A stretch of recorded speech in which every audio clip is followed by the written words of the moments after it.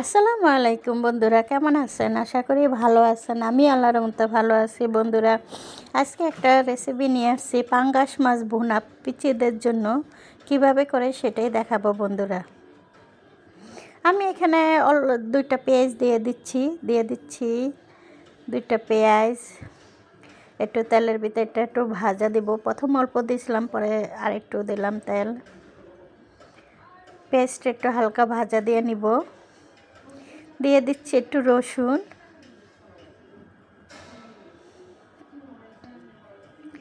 ঝালটাল একটু কম হবে।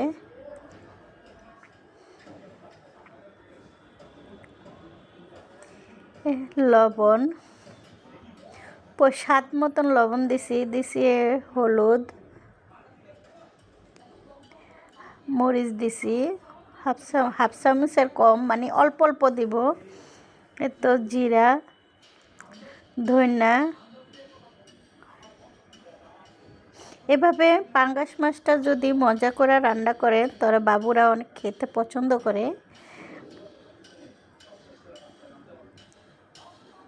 এখন আমি পানি দিয়ে দিচ্ছি, পানি দিয়ে একটু ভালো করে কষিয়ে নেব।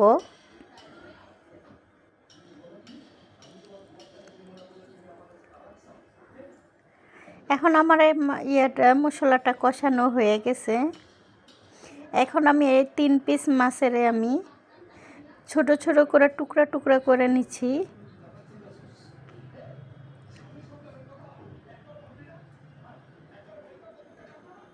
আমার মশলাটা কষানো হয়ে গেছে। এখানে আমি 3 পিস মাছের আমি টুকরা টুকরা করে নিছি।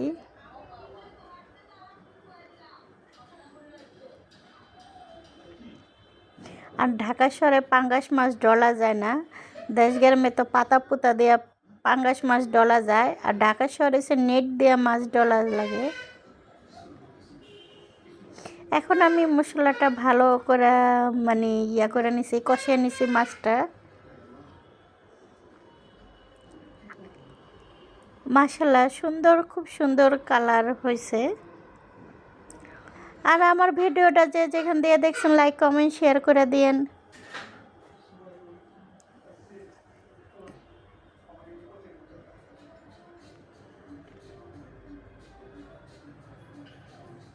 এখন আমি এটাকে ঢাকনা দিয়ে দিব ভালো করে একটু কষানোর জন্য।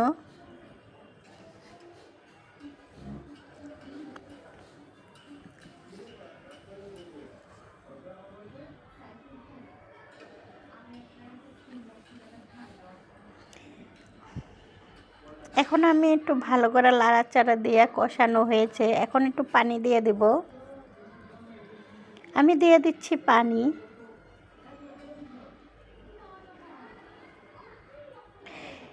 আমি এখানে 2টা কাঁচামরিচ দিয়ে দিচ্ছি, 2-3টা কাঁচামরিচ দিয়ে দিচ্ছি। আর এটা খেতে কিন্তু অনেক টেস্টি হয়েছে।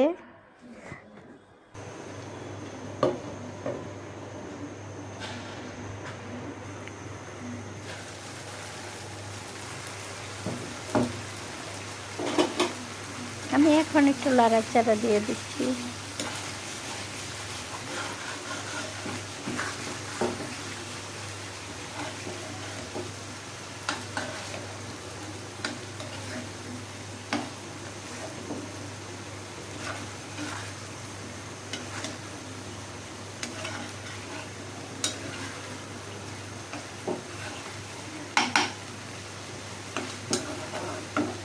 আমার এখন হয়ে গেছে ভালো করে।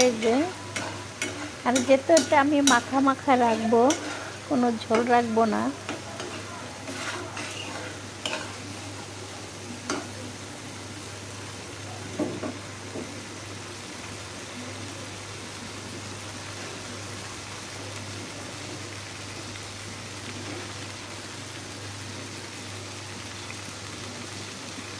এখন আমি আমার হয়ে গেছে।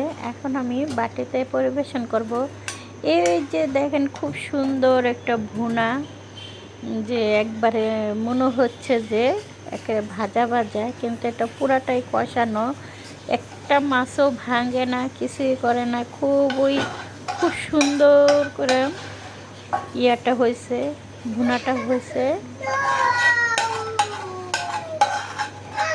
আমার ভিডিওটা ভালো লাগলে সাবস্ক্রাইব করে দেন আর এইভাবে খেয়ে দেখেন, খুবই মজা।